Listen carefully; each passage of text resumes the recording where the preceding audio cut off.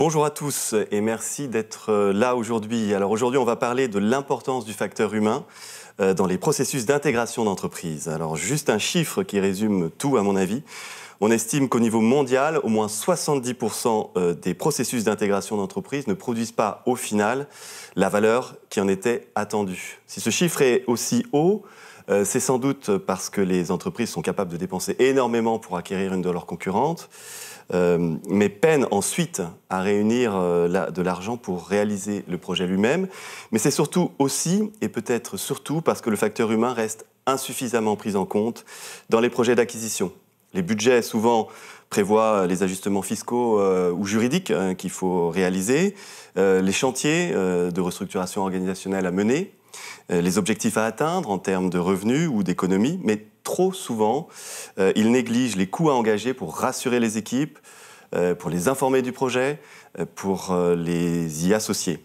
Et ils oublient aussi parfois de ménager même des moyens pour les accompagner et pour les former.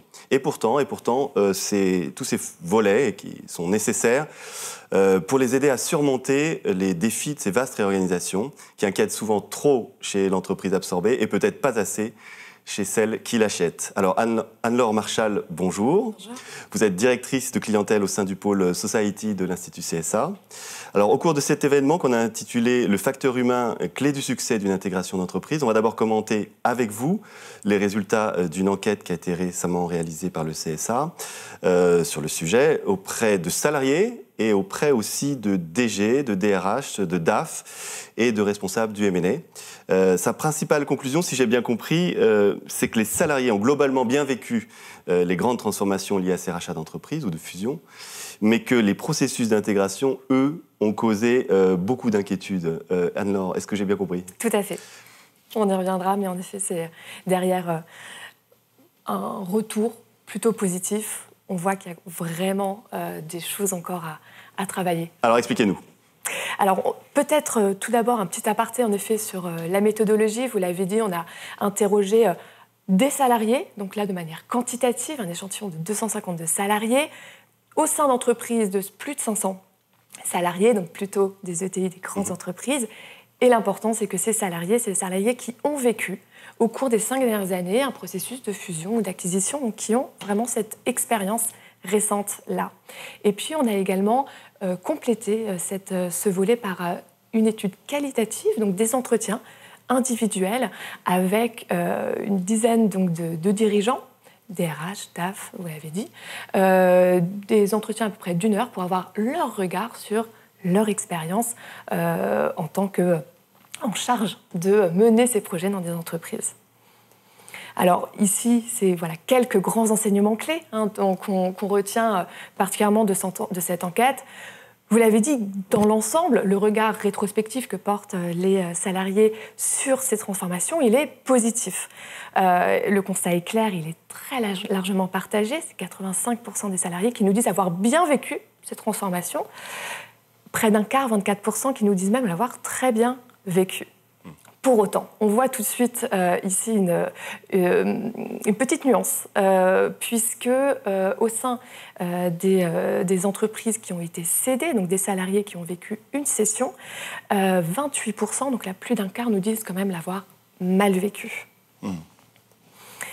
Et puis, lorsque on demande aux salariés l'impact qu'ils retiennent de ces transformations, on voit que globalement, cet impact est très positif, et notamment sur les aspects business, la qualité des offres, des produits, la réputation de l'entreprise, solidité financière, satisfaction des clients. C'est plus mitigé, voire très mitigé sur les aspects managériaux. On a ici 42% des salariés qui nous disent que ces transformations, ces projets, ont eu un impact négatif sur le turnover au sein de leur entreprise. Donc le nombre de personnes ayant quitté l'entreprise. Globalement, le fait que les transformations se passent plutôt bien en termes d'engagement, c'est des constats qui sont souvent confirmés dans les enquêtes internes. Ici, c'est les dirigeants qui nous le disent, c'est des citations issues de l'étude qualitative. Bien sûr, très rapidement, il y a des enquêtes auprès des salariés, des enquêtes internes qui sont faites, notamment post-transformation, et on nous dit que généralement, le taux d'engagement est bon et il est souvent particulièrement bon au sein des entreprises qui viennent d'être achetées, peut-être encore plus souvent que dans les entreprises qui étaient acquéreuses. Voilà. Mais pour autant, derrière ce constat général et ce parcours plutôt positif de manière générale, on se rend compte qu'il y a quand même des sentiments très ambivalents qui sont partagés par les salariés qui ont vécu ces transformations. Certes, ces projets, ça a été plutôt une source de motivation pour un salarié sur deux, 51%, ce qui signifie tout de même que pour 49% des salariés, ça n'a pas été particulièrement une source de motivation. Et puis, ça a été surtout une source de complexité pour près d'un salarié sur deux, 47%. Et puis, une source d'inquiétude pour 45% des salariés. Donc, on se rend compte que si le regard rétrospectif est plutôt bon, en tout cas sur les aspects business, financiers, il y a encore quelques écueils sur le côté vraiment plus personnel, managérial, et sur comment ils se sont sentis, eux, dans ce process-là. Un point intéressant, c'est notamment lorsqu'on regarde sur les managers, la population des managers. 62% nous disent que ça a été un processus complexe pour eux. Donc ils sont absolument clés dans ces processus, mais c'est également des processus qui sont source de beaucoup de complexité pour eux. Et puis, bien sûr, on s'y attendait, en tout cas c'est confirmé, les salariés qui ont vécu des cessions d'entreprise ont encore plus largement vécu la complexité et les inquiétudes inhérentes à ce type de projet. C'est même une majorité d'entre eux qui ont ressenti de la complexité ou de l'inquiétude. C'est 66%, hein, donc 2/3 des salariés au sein des entreprises cédées qui se sont sentis en effet inquiets durant ces processus. Donc face à ces différentes émotions, il y a finalement une question dont les dirigeants nous ont largement fait part, c'est celle de la question du timing de l'intégration. Et cette question, elle fait un peu débat, en tout cas, voilà, on a eu plusieurs opinions là-dessus. Pour certains, il faut qu'elle soit rapide, puisque en quelques mois, on nous parle de quelques mois tout au plus. C'est-à-dire qu'une intégration rapide, c'est une intégration qui ne laisse pas la place au doute, ou en tout cas qui ne laisse pas de flottement. Dans ce flottement, ce terreau où les inquiétudes et les réponses encore non résolues peuvent émerger. Mais pour d'autres, on nous dit d'ailleurs, et là je cite, cette dimension temporelle, on la bypasse d'une manière scandaleuse quasiment à chaque fois. Pourquoi on nous dit ça ? Parce que pour d'autres, il faut justement du temps d'appropriation. Le management, le top management, a eu des mois pour se préparer avant le closing, il a eu des mois pour se préparer, pour réfléchir cette transformation. Mais quand elle arrive ensuite aux managers et puis à l'ensemble des collaborateurs, eux-mêmes peuvent avoir besoin d'un temps d'appropriation, d'un temps de gestion des émotions pour accueillir en fait cette transformation majeure, qu'on soit dans l'entreprise qui acquiert ou l'entreprise qui est vendue. Et justement, c'est dans tout ce processus-là, bien sûr, la communication va être clé, mais pas n'importe quelle communication. Et là, l'ensemble des dirigeants dans les entretiens qu'on a menés nous en ont parlé. Il y a 2 éléments. D'abord, il faut transcender la dimension vainqueur-vaincu et embarquer l'ensemble les 2 rivages, finalement, de l'acquisition, de la transformation. Il faut les embarquer ensemble dans un objectif commun qui est de réussir cette transformation. Et puis, bien sûr, il faut valoriser le sens, le purpose de cette transformation. Tout le monde nous en a parlé, c'est absolument clé. Expliquer, réexpliquer, toujours expliquer. Pourquoi, en fait, cette transformation, elle est positive ?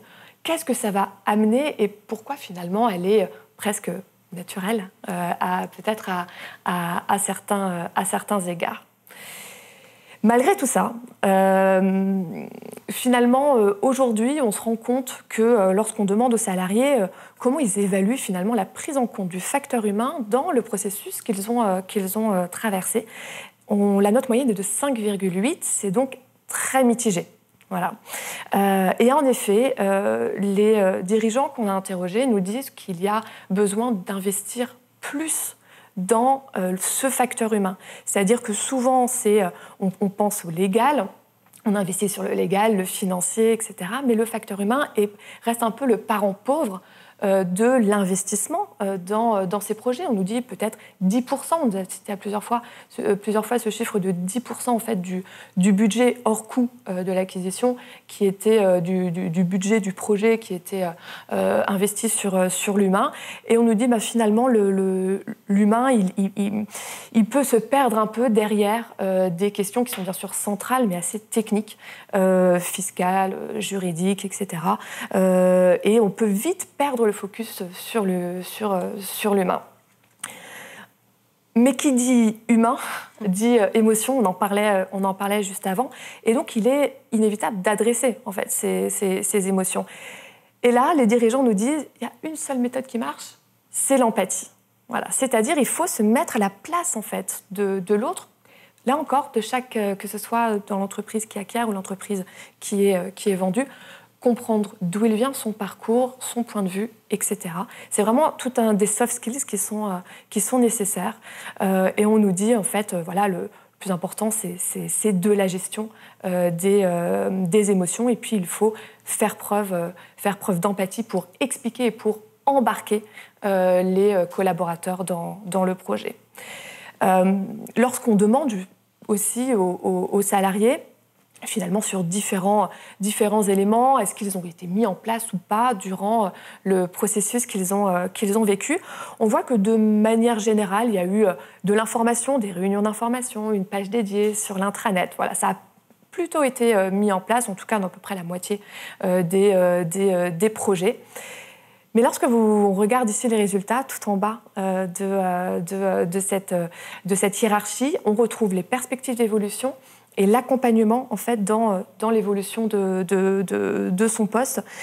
Donc en fait, au-delà du macro, du sens en effet, de la communication autour du sens, il y a également le niveau micro en fait qui va être beaucoup moins adressé et qui est celui qui est finalement les préoccupations quotidiennes et primordiales bien sûr des salariés. C'est comment eux vont finalement bénéficier de cette transformation d'un point de vue très concret, très opérationnel. Et c'est quelque part, finalement, avec donner des perspectives d'évolution individuelle, concrète, etc., c'est aussi matérialiser quelque part le sens de cette transformation pour chacun. Et puis, sur l'information, justement, on en parlait juste avant, elle existe, elle est présente, mais elle est en fait encore très top-down du point de vue des salariés. Là encore, on leur a demandé s'ils avaient suffisamment, de leur point de vue, ou pas suffisamment bénéficié des différents éléments ici. L'accompagnement, transparence sur le projet, la communication sur les étapes, voilà, globalement, c'est plutôt mitigé, on le voit. Mais c'est encore beaucoup plus mitigé, voire négatif, lorsque l'on parle de collaboration, de participation, de collaboration. C'est-à-dire que l'association vraiment des collaborateurs au projet, aujourd'hui, ça pêche encore.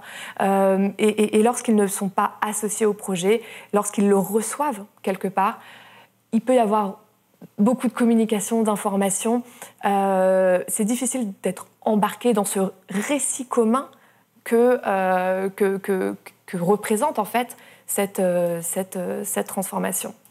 Et puis, pour terminer, on nous a beaucoup parlé dans les entretiens, bien sûr, du rôle incontournable des partenaires sociaux dans ces projets. Du point de vue des salariés, vous le voyez, on leur a demandé en fait comment ils avaient été accompagnés, comment ils avaient ressenti cet accompagnement par le top management ou par les partenaires sociaux. On voit que finalement l'accompagnement par le top management est un peu en deçà, l'évaluation est un peu en deçà de celle des partenaires sociaux. Et puis ce qu'on nous a beaucoup parlé dans les entretiens, finalement de freins légaux quelque part. La réglementation n'aide pas à cette collaboration sereine avec les partenaires sociaux. Et puis, voilà, on nous parle des délais légaux qui peuvent être un frein à cet égard. Et puis, on nous a beaucoup parlé de cette cogestion à l'allemande qui semble être le modèle vraiment idéal vers lequel tendre demain dans ces process-là complexes de transformation. Super, merci beaucoup Anne-Laure. On a bien compris donc combien le facteur humain gagne à être mieux pris en compte tout au long du projet, en s'appuyant davantage, comme vous l'avez dit, donc sur les dirigeants, les collaborateurs, mais aussi donc les partenaires sociaux. Bérénice Tartare, bonjour. Vous êtes consultante chez Mazars au sein de l'équipe Deal Value Creation. C'est l'équipe qui est dédiée au projet d'intégration et de séparation d'entreprises. Comment vous réagissez aux résultats de cette étude à Brûle pour Point ? Déjà, merci beaucoup Anne-Laure pour ces résultats qui étaient très instructifs. En effet, nous considérons que les projets d'intégration et de cession font partie des projets de transformation qui sont les plus complexes. C'est un point de vue qu'on pourra débattre pendant une table ronde. Et ils délivrent très rarement la valeur attendue. Donc, vous l'avez mentionné, Alexandre, pendant l'introduction. On considère, en fait, selon les études, que 70 à 90% de ces projets sont des échecs par rapport à la valeur qu'on attendait qu'ils délivrent et qui n'est pas au rendez-vous finalement. Et comme tous les projets de transformation, ils viennent avec leur lot d'incertitudes, de doutes, de craintes. On l'a bien vu dans les résultats. Mais ce qui est très intéressant, c'est on voit, vous l'avez mentionné, mais l'écart entre le sentiment qui va être vraiment vécu pendant les transformations, qui semble plutôt assez anxiogène, et le sentiment qui est rapporté donc, par les salariés quelques années plus tard, une fois que les changements sont derrière eux, et qui semble plutôt apaisé, plutôt positif. Il y a aussi un contraste que vous avez mentionné qui est assez intéressant, c'est celui entre la réussite qui va être perçue financièrement par les salariés, par les dirigeants, mais qui n'est pas forcément pérenne, il faut faire attention, et l'absence d'accompagnement qui va être vécue par les collaborateurs, qu'on note bien aussi dans les résultats, qui va vraiment empêcher à ce niveau-là. On le sait aujourd'hui, et pourtant, c'est extrêmement important d'adresser les enjeux humains des projets de cession, mais surtout des projets d'intégration, parce qu'il y a là vraiment une ambition de créer une dynamique, une histoire commune, vraiment de rassembler les collaborateurs des deux parties. Et c'est là que ça pêche un peu. Il faudrait vraiment rassurer les craintes de chacun, démystifier les idées préconçues qui peuvent arriver aussi avec ce type de projet, donner du sens, extrêmement important aussi, et accompagner les parties prenantes qui sont très nombreuses à être impactées par ce type de projet-là. Aujourd'hui, effectivement, les entreprises vont de plus en plus mettre l'accent sur des communications plutôt à visée collective, assez descendantes, on l'a vu aussi, ce qui est très bien aussi, qui permet de communiquer auprès des salariés, mais ça va pêcher au niveau des dispositifs vraiment spécifiques et individualisés qui vont adresser chaque collaborateur, au-delà des éventuels avantages pécuniaires qui peuvent viser certaines personnes identifiées comme clés. Mais il y a vraiment un manque sur l'accompagnement de chacun pour embarquer réellement, comme vous l'avez mentionné, pour l'Odyssée commune et pour créer une histoire ensemble. Ce sera d'ailleurs le sujet d'une enquête qui va paraître prochainement, qui s'intitule « Intégration, passer de la dynamique collective à la dynamique individuelle ». D'accord, super. Merci beaucoup Bérénice, merci beaucoup à toutes les deux. Voilà pour les résultats de cette étude, j'espère que ça vous a intéressé. Je vous donne rendez-vous dans un instant pour la suite de notre discussion sur le facteur humain dans l'intégration des entreprises à l'occasion d'une table ronde que nous allons tenir dans quelques minutes. Merci.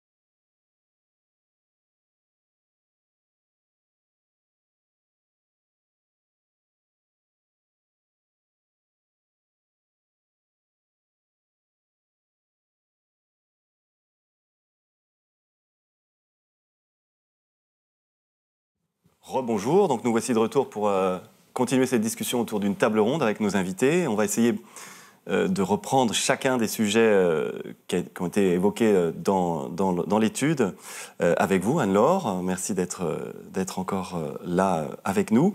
Avec vous aussi, Erwan Nabat, bonjour. Bonjour. Vous êtes associé chez Mazars depuis 2018, en charge de toutes ces thématiques de gestion du changement. Vous travaillez depuis 25 ans dans l'accompagnement des grands groupes et des ETI, justement dans ces processus de transformation. Merci d'être là aujourd'hui. Merci à vous. Avec vous aussi, Alexandre Ligny, vous avez rejoint Mazars Paris en 2019 pour contribuer au développement d'une offre précisément de services autour de la création de valeur dans les transactions. Vous êtes en charge chez Mazars des activités de conseil en intégration d'entreprises au sein du pôle Financial Advisory Services. Bonjour. Bonjour. Merci d'être là aussi avec nous. Et puis, avec vous aussi, Olivier Monod. Bonjour. Bonjour Alexandre. Vous êtes président et cofondateur d'Elpiscar, qui est une société de location longue durée de véhicules électriques et hybrides. Vous êtes ex-DG d'Alphabet Fleet Management. Vous avez passé 11 ans chez Mercedes-Benz et 8 ans chez BMW.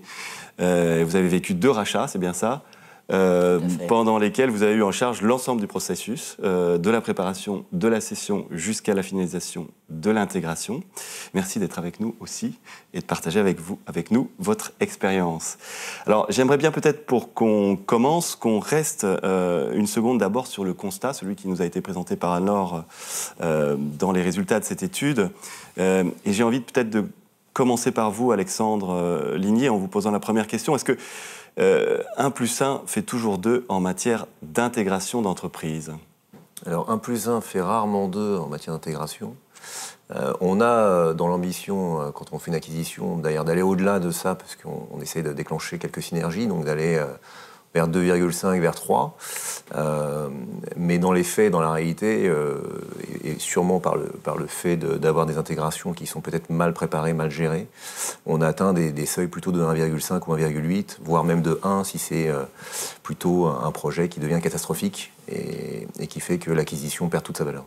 Est-ce que c'est quelque chose dont sont conscients les dirigeants quand ils lancent le projet d'intégration, ça, ou est-ce qu'ils le découvrent au fur et à mesure ou après coup?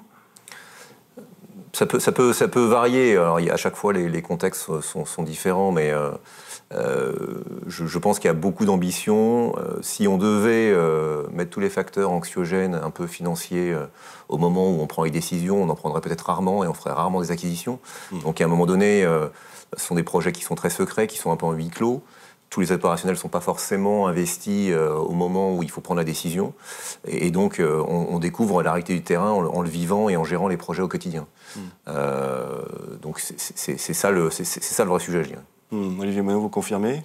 Oui, parfaitement. Effectivement, chaque sujet est à chaque fois très différent. Et comme le dit Alexandre, voilà, on prévoit beaucoup de choses en amont, mais globalement, c'est en le vivant qu'on se rend compte vraiment des sujets. Peut-être que si on s'en rendait compte en amont, on ne lancerait rien du tout d'ailleurs. Exactement. Donc c'est peut-être mieux comme ça, dans une certaine mesure quand même. Le volet humain, finalement, on a vu qu'il était insuffisamment traité dans les projets. Pourquoi, Erwan Nabat? Pourquoi est-ce que ce volet humain souvent est négligé ou oublié ou maltraité? D'abord parce que dans tous ces projets ou dans tous ces processus de transformation, il est souvent insuffisamment traité. C'est-à-dire que ces projets-là demandent beaucoup d'investissement, beaucoup d'argent, beaucoup d'énergie.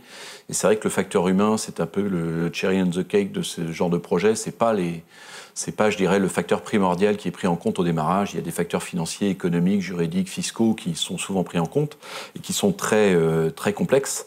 Et c'est vrai que le facteur humain est souvent pris, je dirais, c'est souvent le deuxième rideau de ce type de projet.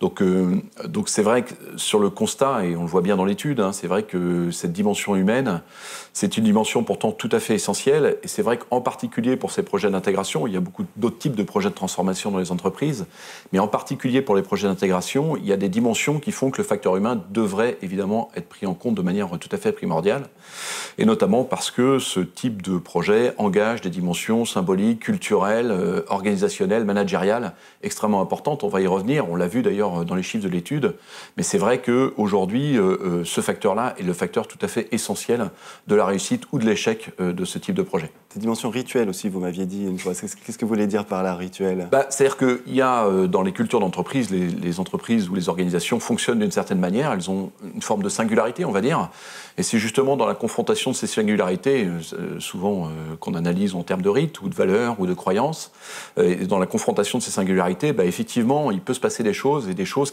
qu'on n'avait pas forcément prévues au départ, qu'on n'avait pas forcément détectées, et c'est vrai que toute la dimension culturelle est une dimension extrêmement importante que nous, on aborde dans ce type de projet. projet, parce que c'est vrai que autant on n'a pas nécessairement besoin de la formaliser, je dirais, dans le cadre d'une organisation qui fonctionne de manière autonome, autant dans le cadre évidemment de la confrontation de deux modes d'organisation. Là, on se confronte évidemment à des choses où il peut y avoir des conflits sur les manières de voir les choses, sur les manières de les faire, et sur effectivement des rites qui sont installés dans les entreprises. Donc, c'est pas seulement des différences de culture entre pays, par exemple, entre l'absorbante et l'absorbée n'est pas du même pays, la culture diffère. C'est pas seulement ça, c'est aussi vraiment dans l'intimité des entreprises que ça se passe. C'est exactement, c'est dans la singularité des entreprises. Alors, les facteurs interculturels peuvent être des facteurs qui rajoutent encore de la complexité à ce type d'intégration, mais simplement, même quand c'est une intégration franco-française ou américano-américaine, on a effectivement des facteurs qui sont des facteurs culturels, qui n'ont rien à voir avec l'interculturel, mais qui sont simplement des facteurs culturels, voilà, autour des rites, des symboles de l'entreprise, des manières de faire, et qui sont effectivement, qui rendent ces projets extrêmement compliqués, complexes à anticiper, y compris pour les dirigeants, hein, qui évidemment n'ont pas d'idée de ce qui se passe dans l'entreprise qu'ils acquièrent ou dans l'entreprise qu'ils rejoignent. Monsieur Monod, peut-être je veux bien vous entendre là-dessus, parce que vous-même, c'était des opérations qui étaient transfrontières, non ou... Alors, au niveau des actionnariats, oui. Souvent, d'ailleurs, l'histoire se répète, mais entre des Hollandais et des Allemands. Après, cela a été des acquisitions ou des cessions qui se sont faites en France. Et néanmoins, je suis tout à fait d'accord. En fait, chaque entreprise a son ADN profond. Donc, évidemment, chaque facteur joue, et particulièrement ces facteurs-là. En ce qui me concerne, moi, j'ai eu la chance d'avoir été plutôt bien accompagné, et je dirais avec une prise en compte très forte des sujets liés à l'humain dès le début. Et là où je vous rejoins, en revanche, c'est que c'est des projets qui sont extrêmement prenants, sur lesquels, de toute façon, assez vite, on se fixe des objectifs très straight, et c'est très compliqué de les tenir. Donc, il y a du dérapage. Et là, c'est le facteur humain qui, dans la majeure partie des cas, et celui qui passe derrière tout le reste, et qu'on dépriorise. Et c'est plutôt là, de mon point de vue, ou en tout cas de ce que j'ai pu vivre, c'est plutôt là que le bas blesse. C'est ça, donc il y a bien deux choses. Il y a une sous-évaluation du facteur humain au moment où on lance le projet par rapport aux autres budgets. C'est ce que je crois que vous soulignez tout à l'heure dans l'étude. Mais il y a également, quand il y a le moindre dérapage, c'est ça qui prend d'abord, quoi. C'est ça exactement. Ça que vous dites. D'accord. Il y a toujours des dérapages. Et il y a toujours des dérapages, et forcément dans la vie n'est fait que de dérapages. C'est pas des systèmes EGAP comme disent les Américains, c'est pas everything goes according to the plan, c'est nothing goes according to the plan. C'est-à-dire que ce qui est prévu au démarrage n'est pas finalement ce qui se passe, et bien entendu, ce qui est effectivement, comme vous le disiez, ce qui en pâtit, c'est souvent effectivement cette dimension humaine. Cette note de 5,8 sur 10 que vous mentionnez sur la prise en compte du facteur humain, donc qui est donc une note très moyenne, comme vous le disiez. Est-ce que c'est quelque chose auquel vous vous attendiez, ou est-ce que ça vous a surpris? Et deuxième question, c'est une question pour tout le monde. Est-ce que c'est quelque chose qui vous semble évoluer dans le temps? On fait un constat là qui est assez sombre, mais est-ce qu'il y a des raisons d'espérer? Je pense que ça va devenir de plus en plus complexe, au contraire. Au fil de l'eau, on se rend compte avec les... Donc il y a des raisons de s'inquiéter. Non, mais la crise post-Covid change les moyens de communication, de collaboration entre les gens. Déjà, le télétravail n'aide pas forcément la collaboration quand on veut rapprocher deux entreprises, deux équipes, par exemple. On a des phénomènes générationnels, il ne faut pas se le cacher, qui s'accélèrent, je trouve, de plus en plus aujourd'hui. Et donc, le facteur humain va devenir de plus en plus l'angle mort de ces projets et peut-être la clé de succès. Et aujourd'hui, c'est ce qui reflète l'enquête, c'est-à-dire qu'on a des mécanismes collectifs qui sont plus ou moins bien vécus et gérés par les entreprises, donc de communication. Ils vont aligner les statuts, donc mettre un peu d'argent autour de la table pour que tout le monde soit plus ou moins traité de la même façon. Ils vont faire des plans de rétention peut-être sur certaines populations qu'ils jugent clés, mais dans les faits, on a besoin de tout le monde à bord. Et ce que tu disais aussi, Erwan, c'est que sont des projets qui consomment énormément d'énergie, qui demandent beaucoup de moyens, et on peut pas les réaliser à niveau moyen. Et c'est souvent le gros problème, c'est-à-dire que les gens ont leur travail quotidien à faire, et l'intégration, c'est un deuxième travail. Il faut travailler limite en 2-8 pour recommencer sa journée, pour préparer l'intégration. Donc, et aujourd'hui, tous ces facteurs-là ne sont pas encore complètement pris en compte. Qu'est-ce qui pêche le plus, finalement? On en parlait un petit peu tout à l'heure en rebond, mais dans tout ce volet humain, qu'est-ce qui est le moins bien pris en compte, et d'ailleurs qui pourrait être amélioré? peut-être, je pensais à tout ce qui est accompagnement, accompagnement des équipes, peut-être plus sur l'individuel que le collectif. J'ai l'impression que le collectif est quand même globalement pris en compte, peut-être pas aussi bien qu'il devrait et sur la durée. Mais ces mesures de formation, de coaching, Après, on peut hiérarchiser les facteurs clés de succès ou à l'inverse les facteurs clés d'échec. Il y a un facteur clé général dont on parle depuis tout à l'heure qui est l'extrême complexité de ces projets. C'est-à-dire par rapport à d'autres projets de transformation.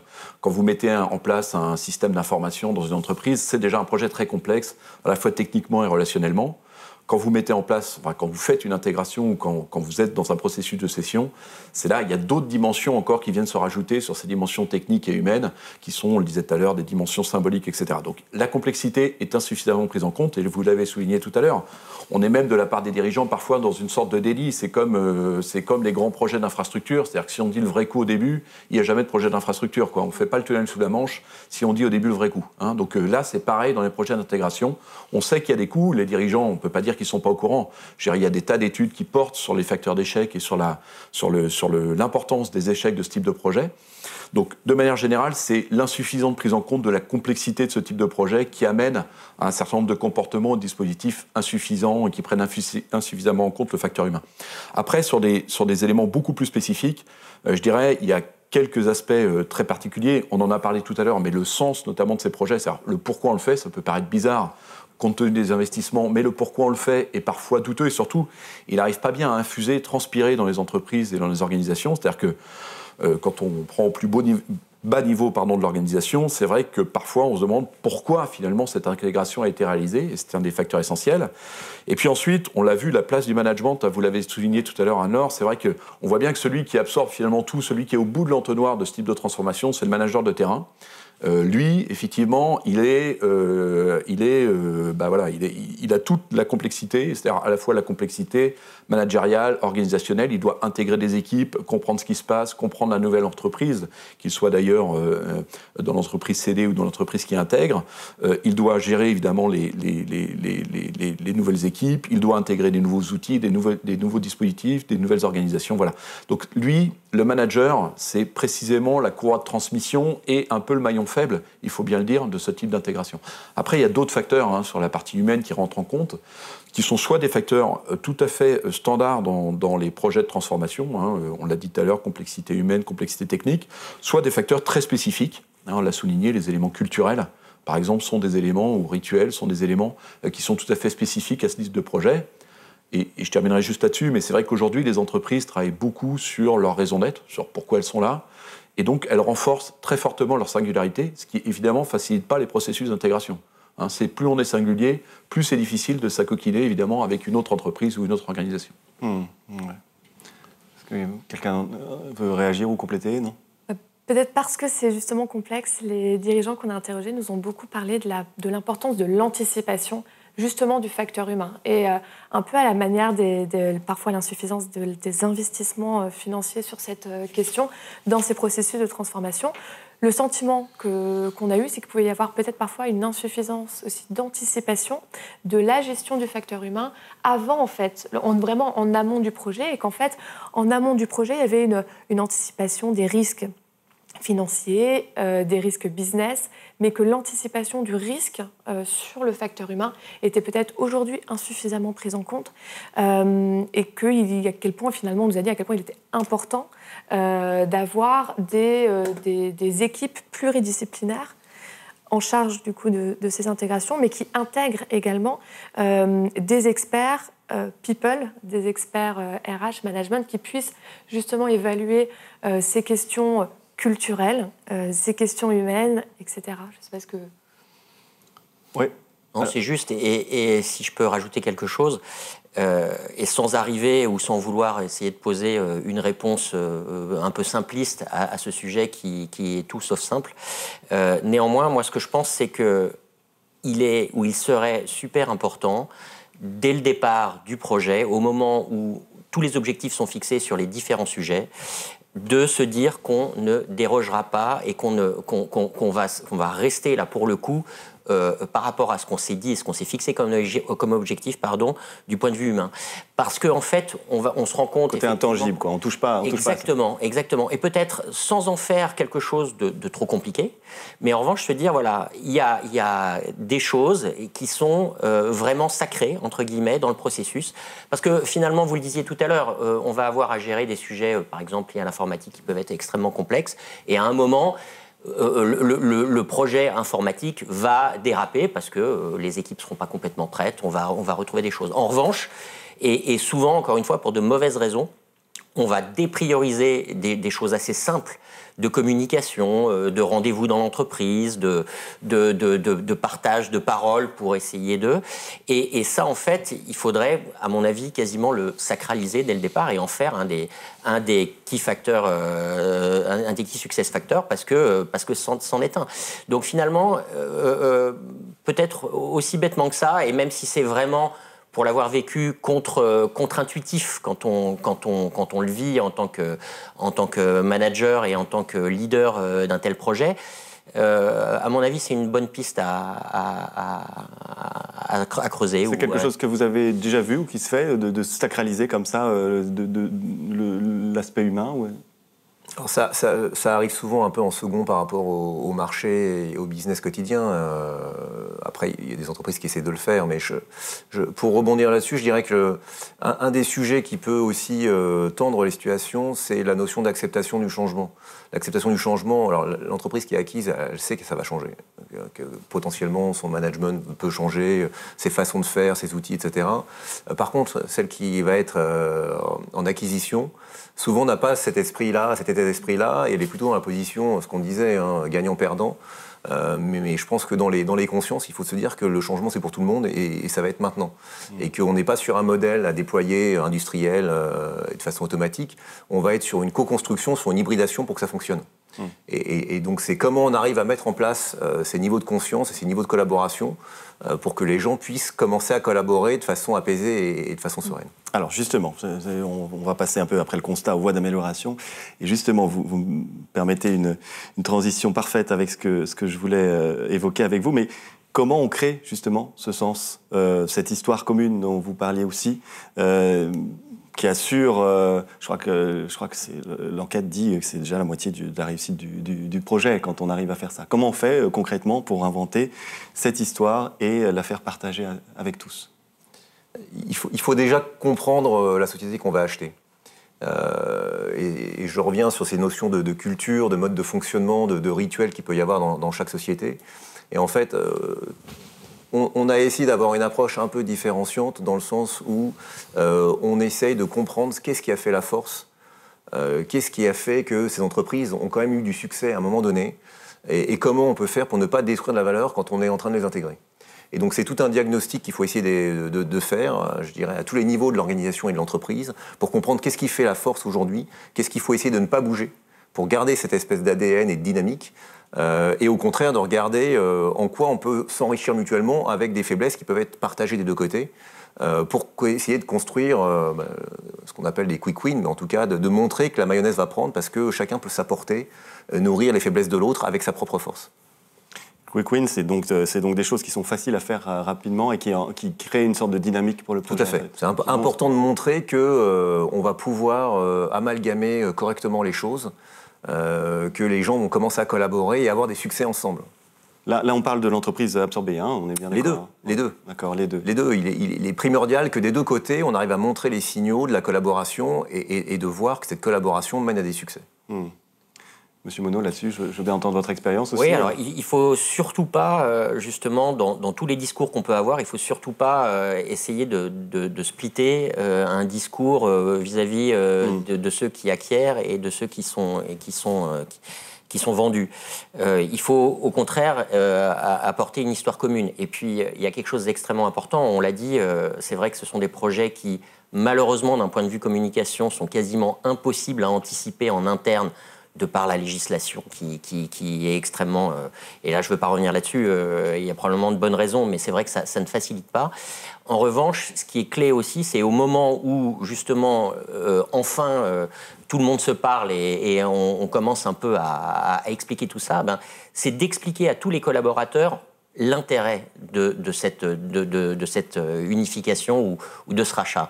C'est-à-dire qu'il faut qu'il y ait un moment, les gens se rendent compte que c'est pas juste un sujet de taille de quelqu'un qui a décidé chez l'actionnaire qu'il fallait à tout prix qu'il monte quelque chose. Il faut qu'il y ait une histoire logique, que les gens puissent la comprendre et se l'approprier. Et ça, c'est très important et ça permet justement de commencer à construire quelque chose de commun entre les équipes. Et ça, il faut le faire donc au moment de l'annonce ou... Alors là, on n'a pas le choix. Ouais. Là, on n'a pas le choix. Souvent, dans ce type de projet, il y a à la fois une très grosse confidentialité et à la fois, au moment où ça va se déboucler, il y a tellement de rumeurs, entre guillemets, que des choses commencent à se dire. C'est toujours très compliqué. Là, il faut doser parce que d'un côté, on a la loi qui est extrêmement stricte et qui interdit qu'on puisse vraiment commencer à discuter et à ouvrir la boîte de Pandore sur ce sujet. Donc, mais néanmoins, les collaborateurs, quand ils savent ou quand ils ont une très très forte propension à penser qu'il va se passer quelque chose et que les choses sont quasiment faites et que même elles sont assez concrètes dans leur tête, là, le top management a pas d'autre moyen que de composer avec ça pour pas complètement se décrédibiliser et bien laisser entendre que oui, quelque chose est en train de se passer et qu'on peut pas tout dire, mais que voilà, en tout cas, c'est très positif pour l'entreprise et que très vite, on va pouvoir faire des annonces positives et pour tout le monde et que voilà, en fait. Voilà. Qu'est-ce qu'on peut faire finalement? Vous parliez vous aussi, Anne-Laure, de ce problème un peu de rigidité au démarrage du projet, bon, pour des raisons réglementaires qu'on comprend bien, comme on l'a dit. Mais qu'est-ce qu'on peut faire en amont pour anticiper, puisque vous disiez l'importance de cet aspect-là d'anticipation? Et malgré cette rigidité, qu'est-ce qu'on peut lancer en amont? Qu'est-ce qu'on doit regarder le plus tôt possible pour permettre ensuite, en aval, d'être plus fluide sur les projets d'intégration? Je pense qu'un des sujets, les dirigeants ont une assez bonne vision en général, mais qui est assez holistique, d'une acquisition de son rationnel. Après, ce qui est intéressant pour leur organisation, c'est de savoir retraduire cette vision en quelque chose de très opérationnel. Et ce, pour tous les métiers d'entreprise. C'est-à-dire, on va parler aussi bien des commerciaux que des comptables ou je dirais des gens qui sont en R&D ou en usine. C'est qu'est-ce que ça veut dire concrètement, cette vision, comment je la décline sur son propre métier. Pour pouvoir justement mieux les embarquer. C'est-à-dire, voilà, je suis comptable, si je veux, je reprends l'exemple d'Olivier à l'époque, devenir un leader des solutions de mobilité. Quand je suis le comptable, ça veut dire quoi, devenir le leader des solutions de mobilité et qu'est-ce que je vais devoir adapter dans ma pratique, dans mon métier. Ça va être pareil pour les commerciaux, pareil pour des gens qui vont être en back-office. Donc c'est essayer de les embarquer pour co-construire avec eux certains pans du projet. Mais ça suppose de les identifier, non, en amont, de savoir lesquels sont les collaborateurs clés sans lesquels ce projet ne se fera pas dans des bonnes conditions? On revient sur la strate managériale, c'est-à-dire que chacun de vos managers devra être impliqué, puisque chacun des métiers de votre entreprise va être impliqué. Donc il va être primordial à un moment donné de pouvoir aller les voir, de comprendre quels sont leurs propres enjeux, leurs propres craintes aussi vis-à-vis du projet, et de regarder comment on peut commencer à élaborer une construction avec eux sur ce qu'il faudrait mettre en place. Et je dirais, donc ça c'est une première préparation quand on est côté acquéreur, mais il va falloir aussi faire le pendant de l'autre côté et de les réunir très rapidement. Parce qu'on se rend compte qu'on a une position un peu de fantasme, on peut projeter des rêves, des tas de choses sur une société qu'on va acheter. En général, on est contraint par, je dirais, l'impact financier. On va nous demander de produire des résultats très rapidement pour montrer que ça va marcher et que l'acquisition est positive. Donc il faudra absolument peut-être aussi être à livre ouvert avec le management qu'on achète pour être sûr de trouver la bonne trajectoire. C'est-à-dire qu'ils connaissent très bien leur entreprise, mieux que nous, au travers des due diligence qu'on peut faire, des analyses et des audits. Et c'est de peut-être partager avec eux la vision qu'on pourrait avoir de synergie et du métier et de regarder quelle est leur meilleure trajectoire pour arriver aux chiffres que tout le monde attend qui est en bas de la feuille. Et souvent, ça peut être aussi un facteur qui est très négligé. Monsieur Monod, vous aviez réussi à faire ça pour les deux opérations dont vous avez eu la charge? Je crois. Non, c'est très compliqué d'anticiper. En revanche, ce qu'on peut anticiper à partir du moment où on sait qu'un tel projet va arriver, dans un sens ou dans l'autre. D'ailleurs, moi, j'ai été vendu 2 fois, mais ça aurait pu se passer différemment. C'est en tout cas, il faut qu'il y ait un discours apaisé dans l'entreprise, déjà, je pense, et ça dépend des tailles d'entreprise. Mais quand vous avez des représentants du personnel, etc., si vous attaquez un projet de ce type dans un moment où il y a déjà de fortes tensions, etc., c'est juste explosif. Donc, il faut que le discours global dans l'entreprise soit apaisé, et puis il faut qu'il y ait, et ça s'invente pas toujours, et tout le monde n'est pas capable de l'anticiper, et je dirais, rachat ou pas rachat, normalement, ça devrait être le cas dans les entreprises, mais il faut qu'il y ait vraiment une relation de confiance entre le management et les équipes, et les équipes, je dirais, à toute strate, à tout niveau de strate. Oui, ça c'est le meilleur moyen d'anticiper, c'est finalement d'avoir cette confiance dans l'entreprise en amont. Exactement. Mais est-ce que c'est vraiment une façon d'anticiper ? Je ne sais pas. C'est plutôt un état d'esprit d'un management. En tout cas, ça facilite après les choses. Ah ben, grandement. Mais en fait, ce qu'il faut anticiper globalement, c'est entre guillemets l'imprévisible.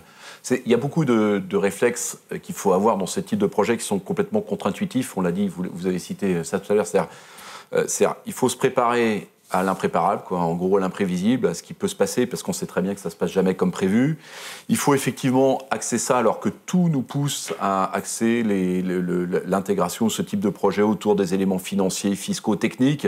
En fait, il faut effectivement mettre, entre guillemets, une bonne partie sur l'énergie, sur les dimensions humaines. Il faut raconter une histoire, là où l'histoire, on ne peut pas vraiment la préparer. Il y a beaucoup de choses qui sont, entre guillemets, assez contre-intuitives pour des dirigeants dans ce type de projet. Ça fait partie d'ailleurs des éléments d'échec.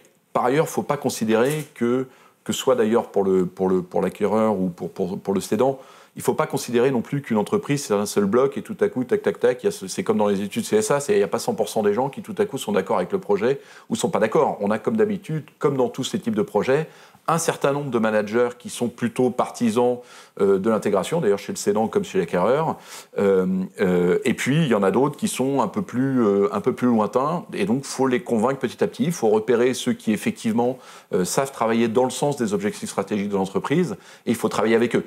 Et ça, effectivement, c'est une préparation parce que ça, on ne peut pas anticiper qui va être d'accord, qui ne va pas être d'accord. En revanche, il faut se préparer à se dire que demain, il y aura des managers dans mon organisation qui seront d'accord et d'autres moins d'accord, et donc travailler plutôt avec ceux qui sont d'accord pour essayer de construire les éléments de langage qui feront l'adhésion, in fine, du reste de l'entreprise. Comment on identifie et on retient ces collaborateurs clés ou ces managers, comment on les prépare justement à la suite, Comment on les embarque ? D'abord, on l'a vu dans l'étude, la rétention, c'est un élément essentiel de ce type de projet. C'est-à-dire, un des facteurs clés d'échec ou de succès, c'est évidemment le turnover, le taux de départ. C'est-à-dire que si vous avez dans vos strates managériales un taux de départ très élevé, c'est sûr que vous courez à la catastrophe parce que vos courroies de transmission seront plus là et donc disparaissent. Et donc, comment éviter ça ? Tous les messages, mais aussi tout ce qu'on appelle bottom-up, c'est pas seulement top-down, ce type de projet, c'est aussi bottom-up. Il faut comprendre ce qui se passe sur le terrain. Si vos courroies de transmission disparaissent, là, effectivement, c'est très compliqué de tenir en fait la dynamique de ce type d'intégration, à la fois sur la dimension managériale, mais aussi sur la dimension économique et financière. Donc, ce qui est sûr, c'est que c'est très important. Et donc, comment faire pour les retenir ? C'est tout ce qu'on est en train de dire depuis tout à l'heure, c'est redonner du sens, s'intéresser, être en écoute active. Vous avez dit tout à l'heure l'empathie, mais c'est vrai que l'empathie, c'est extrêmement important. C'est-à-dire, c'est une écoute qui est plus forte que dans d'autres contextes ou dans un contexte de running traditionnel de l'entreprise. Donc, il faut accepter de passer plus de temps à entendre ce que disent les collaborateurs. Il y a aussi des relais que sont les partenaires sociaux. On n'en a pas trop parlé depuis tout à l'heure.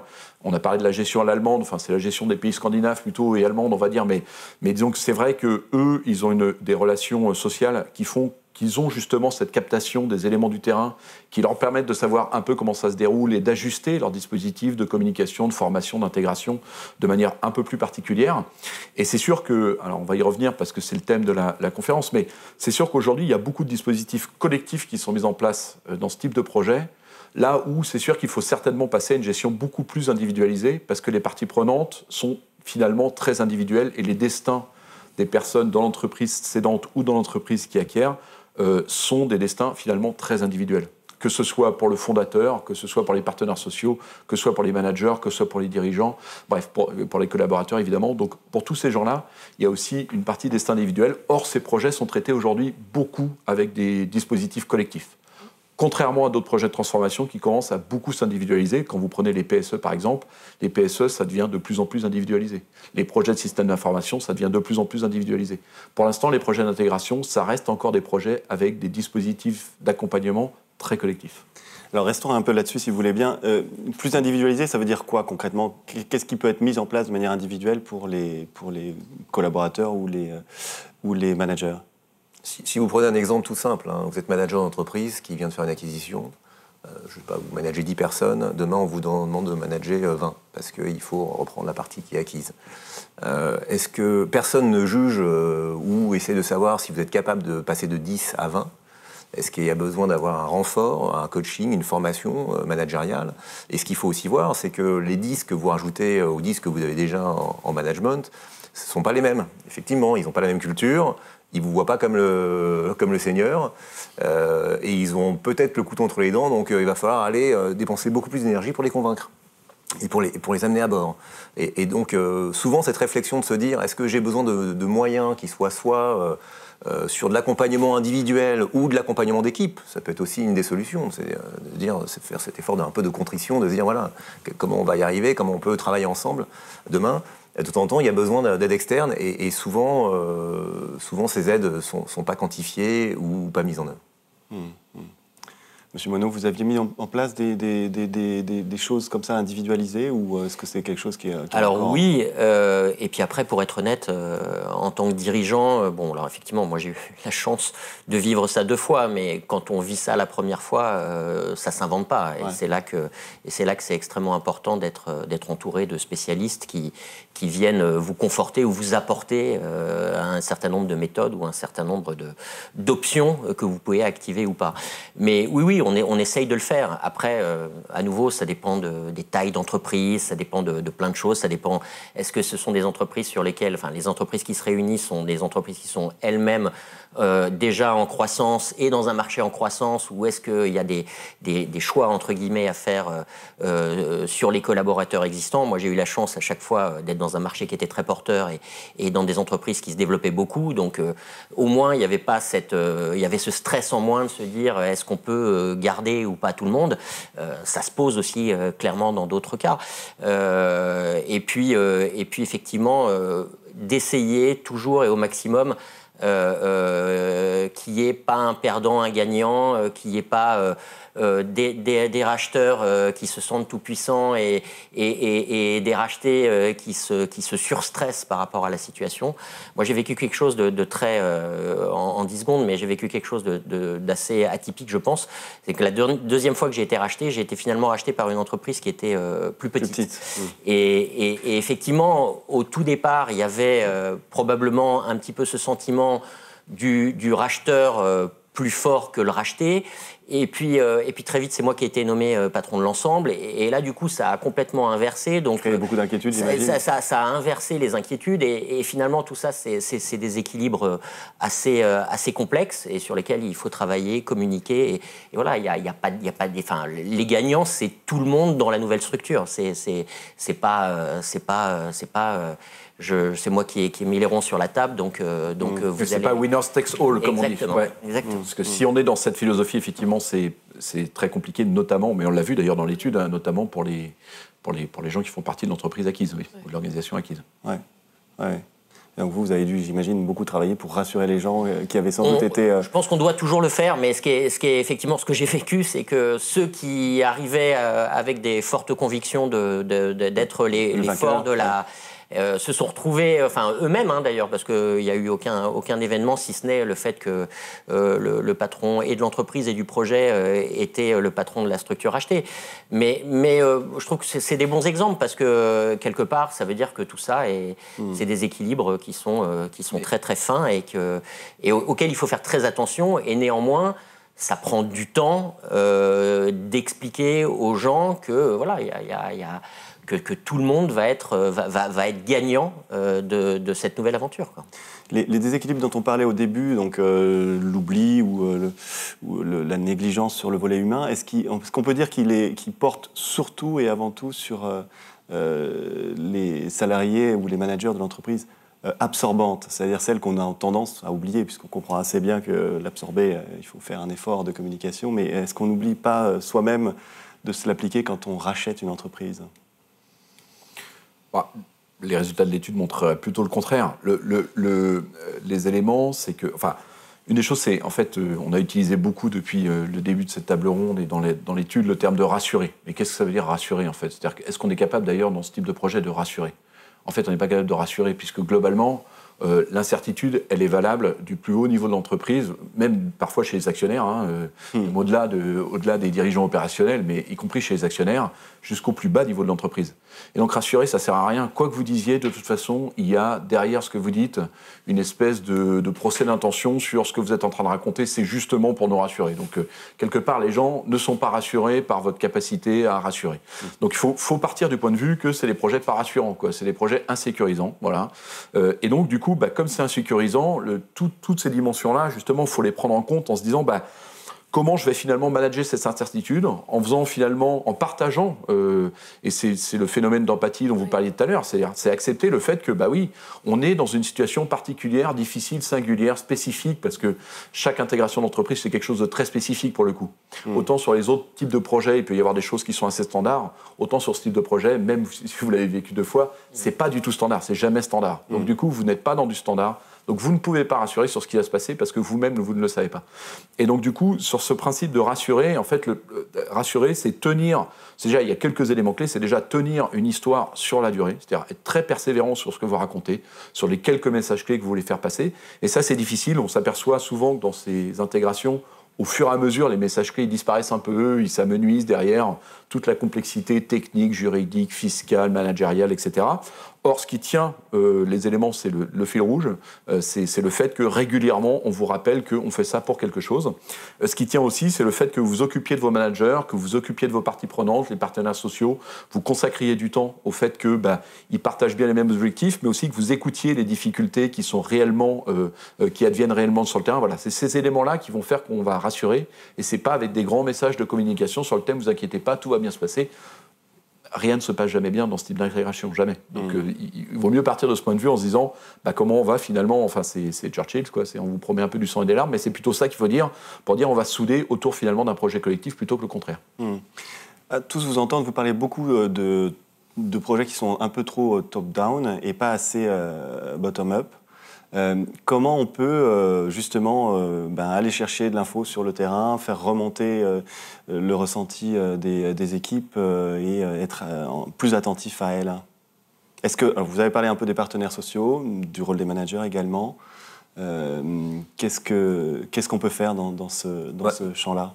Il y a des tas de techniques. Je crois qu'il peut y avoir... mettre en place ce qu'on appelle un peu des change agents, c'est-à-dire des gens qui peuvent capter un peu le climat social de l'entreprise, comprendre un peu quelles sont les zones d'anxiété dans les différents services, dans les différents départements, et après démystifier un peu ces théories du complot qui arrivent en permanence, en organisant des tables rondes avec les dirigeants, en essayant de parler de façon assez libre. Je pense que on est effectivement... comment on arrive à bien jouer ces éléments de communication entre une sous-communication, parce que dans le cadre du projet, souvent c'est le top management qui est impliqué jusqu'à un moment où l'acquisition apparaît et qu'on communique avec les IRP pour le déclarer. Donc on a une espèce de tour d'ivoire, et c'est là où il y a un peu un manque d'empathie et une décorrélation qu'on peut avoir tout au long du projet entre, encore une fois, cette classe... de top management, je dirais, qui sait où elle va normalement, qui a une feuille de route, une trajectoire, qui ne l'a pas complètement forcément exprimée, ou qui est tellement dedans au quotidien qui ne se rend pas compte que tous les salariés ne sont pas au même niveau d'information et donc sont dans l'anxiété. Donc c'est comment arriver à bien gérer ce niveau de communication, mettre en place ces capteurs sociaux pour faire de la communication limite individuelle et d'aller rassurer au bon moment, au bon endroit. Alors, vous voulez compléter ? Non, vous avez ressenti ça aussi dans l'étude ? Oui, sur la question de la communication, il y a bien sûr le sens, on en a parlé, macro, micro, individuel. Et puis, quelque chose qui nous a beaucoup marqué, c'est le sentiment, ce que vous disiez, c'est qu'en fait, finalement, c'est comme si dans ces projets-là, ce qui était rassurant, c'était la transparence. Même si, en fait, la transparence vise à dire, en fait, que ce soit, par exemple, aux dirigeants de l'entreprise achetée, vous n'allez pas rester, ou à certains collaborateurs, voilà ce qui va se passer pour vous et vous n'allez pas rester dans l'entreprise, ce qui peut parfois arriver. En fait, cette transparence, elle est, de manière un peu contre-intuitive, source de réassurance. En tout cas, elle donne confiance, en fait, dans les messages qui sont faut mieux dire les choses, même si c'est dur à entendre. Voilà, et c'est quelque chose qui nous a beaucoup marqué, qui nous a été pas mal mentionné durant l'étude. D'accord. On arrive bientôt à la fin de notre discussion, mais il y a un point sur lequel je voulais revenir, qui était très intéressant dans l'étude, c'est le rythme de ces projets. Vous en avez parlé, Anne-Laure, mais peut-être je peux vous entendre un peu tous, mais est-ce qu'il faut aller vite ou est-ce qu'il faut prendre son temps? Vous avez parlé de temps d'appropriation, je crois, ou de temps de gestion des émotions. Oui. Et en même temps, j'imagine que quand on mène un projet comme ça, parce qu'il est difficile, on a envie de le mener tambour battant et rapidement, en tout cas un bon rythme. C'est quoi la bonne méthode? Moi, je suis parfaitement convaincu du fait qu'il faille aller très vite. Et en revanche, effectivement, c'est souvent une approche qui complique encore plus le sujet humain. Mais néanmoins, il faut arriver entre guillemets, à caler un niveau de communication qui permette d'aller vite. Parce que je comprends, et puis alors là, en revanche, libre, on est là pour discuter, mais j'entends bien ce sujet de laisser du temps aux personnes pour s'imprégner du sujet, pour essayer de se positionner, comprendre, etc. Mon point de vue, c'est que si on a une communication qui est bien adaptée, globalement, on sera meilleur en allant vite qu'en laissant les gens, à un moment, peut-être trop se projeter eux-mêmes dans une partie qui leur appartient peut-être à eux uniquement et qui va sortir un peu du cadre. On est quand même dans un sujet où, globalement, et j'entends, et je pense, là, pour le coup, vous avez raison, dans cette idée d'individualisation du projet, mais néanmoins, c'est quand même un projet avec un target global, etc. Et globalement, de mon point de vue, la vitesse est vraiment extrêmement importante. C'est pas leur laisser trop le temps de se projeter sur un truc qui n'existera pas. C'est ça que vous voulez dire, si j'ai bien compris? Pratiquement. Je ne veux pas avoir l'air trop directif, mais être hyper transparent, dire les choses, dire des choses simples qui sont comprises par tout le monde, être capable d'échanger de temps en temps, ce dont on vient de parler.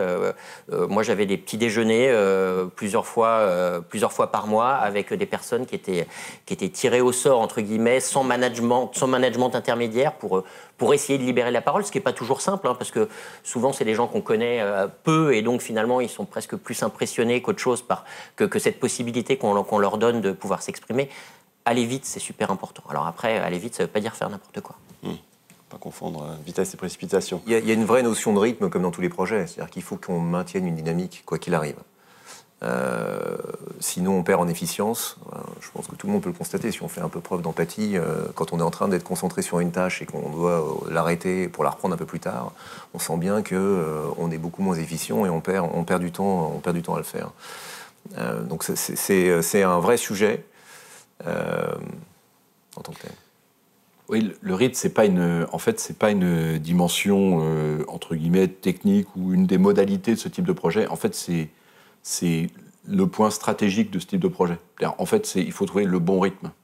C'est ça qui est difficile. C'est-à-dire qu'il faut trouver le bon rythme par rapport à pas mal de critères, qui sont des critères, on l'a dit tout à l'heure, culturels et sociaux. Vous disiez il faut aller très vite, et c'est vrai que dans certaines entreprises, il faut aller très vite. Dans d'autres, au contraire, il faut un peu prendre son temps, il faut diluer, etc., les éléments. Et surtout, alors, il y a un truc qui est sûr, c'est que ça dure longtemps. Une intégration, c'est pas un an. Même si on va très vite au début, etc., il faut accepter que ça dure longtemps. C'est-à-dire que ça dure 3, 4 ans, 5 ans. Moi, il y a des années, on peut le citer, parce que 15 ans après la fusion entre Continent et Carrefour, les gens continuaient à s'appeler Continent, quoi. Donc voilà, donc il y a Promodes à l'époque, Continent. Donc il y a effectivement une question de rythme, de durabilité. Il faut accepter que ça dure longtemps. Et effectivement, après, il faut trouver la bonne vitesse en allant le plus vite possible dans la capacité d'adaptation des deux entreprises ou dans la capacité d'intégration des deux entreprises. Et c'est ça qui est difficile à mesurer. C'est pour ça que je dis que c'est quelque chose de stratégique, c'est-à-dire trouver le bon rythme, c'est entre guillemets réussir le projet. Enfin, c'est le facteur clé de succès du projet. Oui. Est-ce que le pire, finalement, c'est pas les ruptures de rythme?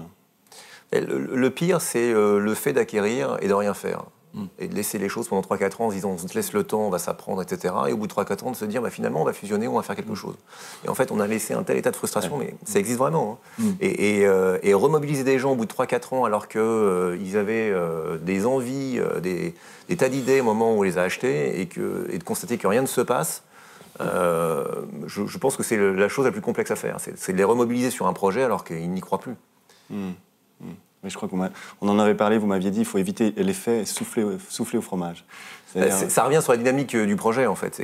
Un projet, moi, je le compare toujours à un souffler au fromage. Quand vous le sortez du four, il faut le consommer. Sinon, ça retombe. Et le projet, c'est exactement ça. C'est comment on arrive à insuffler une dynamique. Et de temps en temps, alors, on sait que les intégrations vont durer longtemps, mais il est bon de les faire, entre guillemets, courtes en termes de projet. Elles vont continuer de leur belle vie et les entreprises sont faites de tas de projets. Et donc, les projets vont s'enchaîner. Mais il est bon de célébrer un début et une fin d'intégration qui ne soit pas forcément trop longue, pour que les gens puissent aussi passer à autre chose et de se dire finalement on n'est plus dans l'intégration, on dépasse ce clivage ancien-nouveau et on passe maintenant à quelque chose de construit et l'entreprise relance de nouveaux projets ensemble.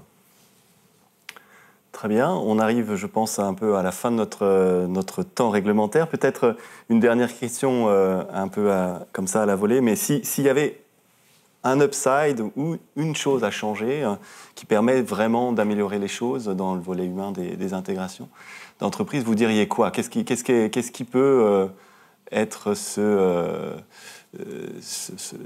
petite chose qui peut permettre rapidement de faire bouger les choses ?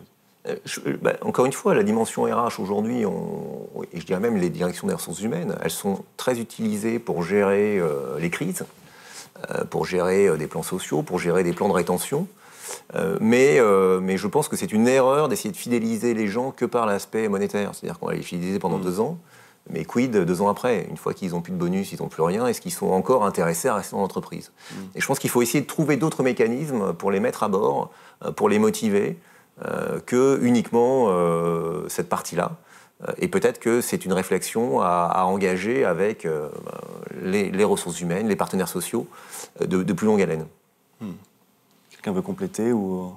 Il y avait notamment la question dans l'étude de l'évolution, de l'évolution de carrière et d'avoir finalement une visibilité sur ce que cette transformation allait apporter pour chacun des salariés en termes en fait, d'évolution de poste, d'évolution de carrière, d'accompagnement dans son... Sur le plus long terme. Dans le plus long terme. Là, on n'est pas sur le financier, on est sur la perspective en fait, individuelle. Et ça manque. C'est ce que les salariés, en tout cas, nous disent. Oui. Ouais. Très bien. Écoutez, merci beaucoup à tous les 4 de votre temps et de votre gentillesse. On se retrouve dans quelques instants pour conclure cet événement avec Alexandre Ligny. Merci à vous. Merci. Merci.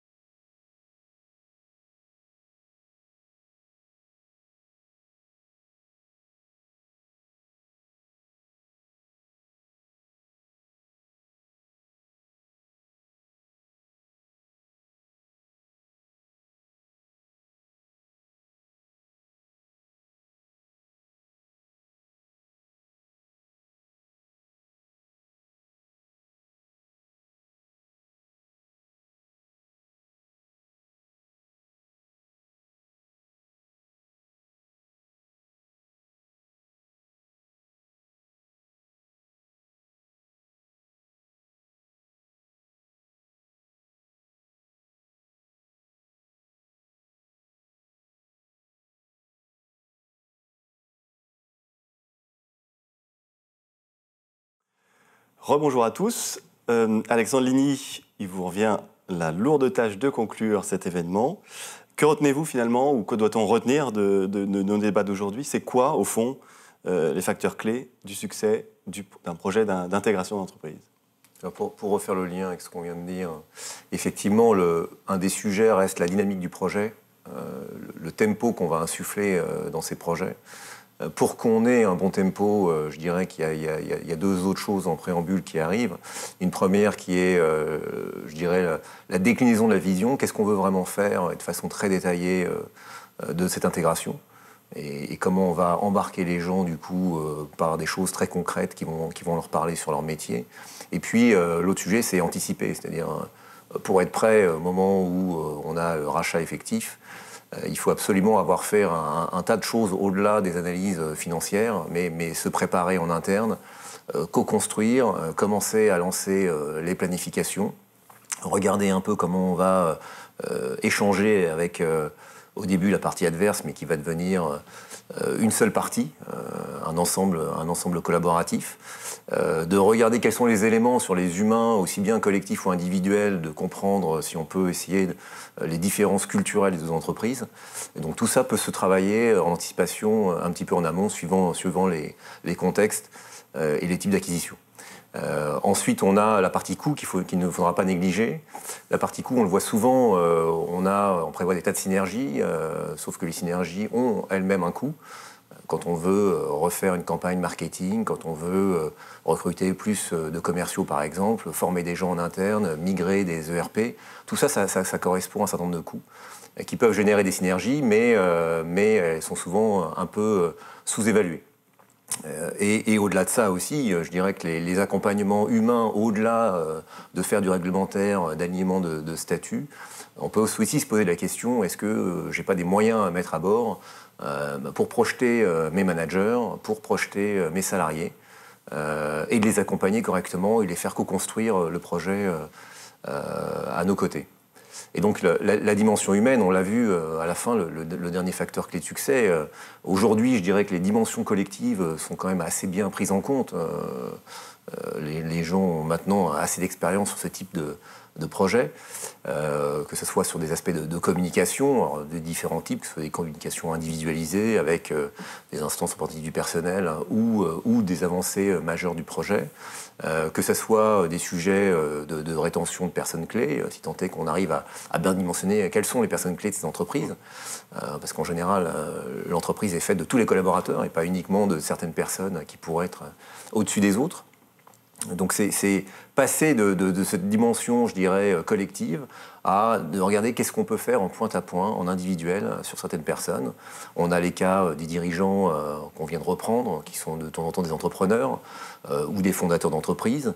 On sait que ça va être très difficile de les rendre salariés quelque part. Donc qu'est-ce qu'on fait pour les accompagner ?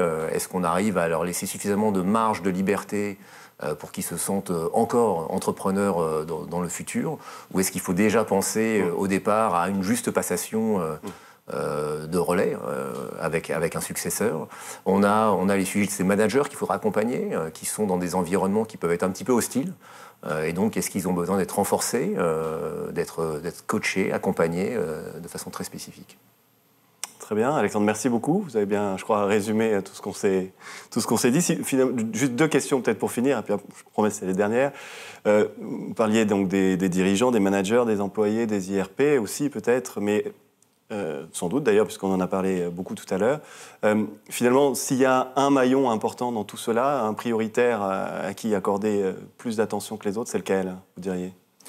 Enfin, ils sont tous intéressants et ils sont tous importants. Après, je dirais que la dimension des strates de managers qui vont porter au quotidien le déploiement du projet, elle est clé, puisque c'est eux qui doivent aussi emmener les collaborateurs qui font partie de leurs équipes.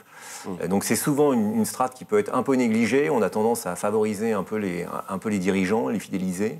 Mais ces collaborateurs, comment on arrive à les projeter ? Et on a des belles histoires en général qu'on peut raconter. C'est-à-dire qu'on a aussi des acquisitions qui donnent de l'espoir dans des parcours de carrière, des gens qui sont dans des PME, qui se retrouvent dans des grands groupes et qui tout d'un coup peuvent avoir une évolution qui devient espérée et possible. Donc il y a aussi des tas de beaux sujets, des tas de belles histoires qu'on peut raconter et sur lesquelles on peut s'appuyer pour travailler. Merci. Vous avez parlé des coûts aussi beaucoup. On a parlé des budgets qui étaient mal dimensionnés sur le volet humain. Mais finalement, est-ce que c'est pas un peu normal, je dirais ? Est-ce qu'il n'y a pas forcément cette tentation quand on veut, en interne notamment, pousser un projet de rachat d'entreprise, d'avoir tendance à sous-estimer les coûts et surestimer les avantages ou les synergies ? Le problème, c'est qu'une fois qu'on a élaboré un budget ou ce qu'on appelle un business plan, on est tenté de s'y tenir. Et si on ne prévoit pas quelques marges de manœuvre dans ce business plan, les choses ne se passent jamais comme elles sont prévues. Et donc, du coup, on l'a vu, il y a des dérapages, les situations vont se tendre. Il n'y a aucun projet qui arrive en temps et en heure, quelque part. Si on reprend les projets informatiques, la vie de ces projets, c'est la vie de dérapage. Donc, c'est la vie de coûts supplémentaires. Et donc, du coup, on est stressé par cet environnement économique, cette recherche de performance, de continuer à produire correctement, à essayer de chercher les synergies et de faire plus de gains. Et d'être moins focalisé sur peut-être cette dimension humaine. Mais ce qu'il faut se rappeler, c'est que, encore une fois, au-delà des budgets qu'on peut dépenser de rétention de dirigeants, de managers clés, qu'est-ce qui se passe au bout de 2 années Et le deuxième exemple, c'est de se dire un dirigeant qui va être incentivé pour rester pendant 2 années pour réaliser une performance. La façon la plus facile de la faire, c'est de faire un peu ce qu'on appelle du cost killing, c'est-à-dire c'est de réduire la base d'OPEX et à la fin arriver avec le bon chiffre en bas de la feuille. Mais au bout de 2 ans, quand il s'en va, la société elle est exsangue. Donc si on la regarde 2 ans plus tard, je pense que finalement on est sur le 1 + 1 égale pas 2, mais peut-être 1,2, 1,5. Très bien, écoutez, je crois qu'on a bouclé un petit peu la boucle avec cette dernière question qui bouclait sur la première de la table ronde. En tout cas, merci beaucoup pour votre participation à cet événement. Merci à vous tous de l'avoir suivi, j'espère qu'il vous a intéressé. Sachez que si vous voulez le revisionner, vous pouvez le revoir en replay sur le site Les Échos, Le Parisien, événements. Et voilà, merci encore de votre attention et je vous dis à bientôt. Merci à tous.